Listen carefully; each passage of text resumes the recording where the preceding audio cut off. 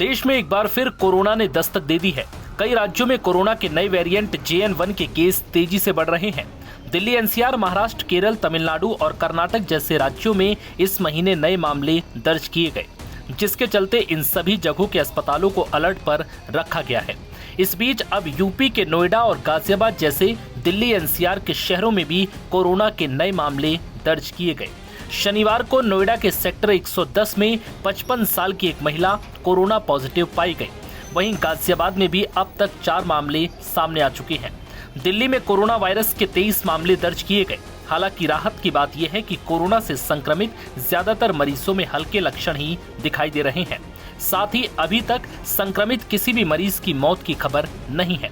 एक मरीज है जो कि 55 साल की महिला है, जिसने अपनी हिस्ट्री दी थी कि उसको कोल्ड ड्रिंक पीने के बाद जुकाम हुआ है। तो उसके लक्षणों के आधार पर उसकी जांच की गई तो RT-PCR में वो कोविड पॉजिटिव आई है। खुद को सेफ रखने के लिए, जैसा कि कोविड के और अन्य भी बीमारियों के संक्रमणों के नियम है कि एक डिस्टेंस बनाए रखें, आपस में मास्क का प्रयोग करें, सैनिटाइज़र का प्रयोग करें और हाथ अपने धोते रहें।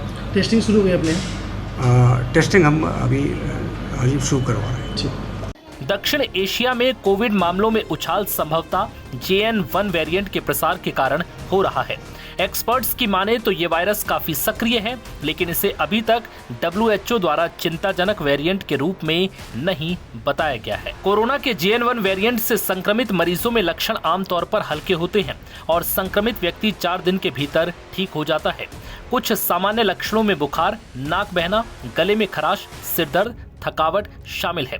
दिल्ली में सरकार ने अस्पतालों में bed, oxygen cylinder, testing kit और वैक्सीन की उपलब्धता बनाए रखने का निर्देश दिया है। केरल में मई में सबसे ज्यादा 273 संक्रमित मिले हैं, जिसके चलते स्वास्थ्य मंत्री ने सभी जिलों में निगरानी बढ़ाने का निर्देश दिया है। राज्य ने अस्पतालों में मास्क पहनना अनिवार्य कर दिया और खांसी के लक्षण वाले लोगों को चेहरे को ढकने की सलाह दी गई है।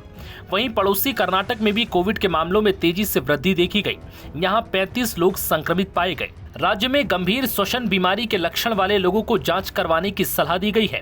मई में अब तक मुंबई में 95 मामले सामने आए, जो महाराष्ट्र के कुल कोविड संक्रमणों में से सबसे अधिक है।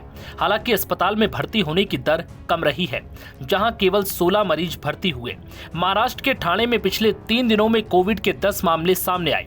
स्वास्थ्य विभाग ने कहा कि सभी स्वास्थ्य केंद्रों में दवाओं का पर्याप्त स्टॉक रखा गया है। गुजरात के अहमदाबाद में एक ही दिन में कोरोना के 20 केस दर्ज हुए हैं। अहमदाबाद नगर निगम के मुताबिक शहर में मई महीने के दौरान कोरोना के 39 केस अब तक दर्ज किए जा चुके हैं, जिनमें से 8 मरीज स्वस्थ हो चुके हैं, लेकिन 31 मरीज अब भी कोरोना पॉजिटिव हैं। वहीं अहमदाबाद में कोरोना के सबसे अधिक 10 केस उत्तर पश्चिम जोन में दर्ज किए गए। नव भारत टाइम्स की रिपोर्ट।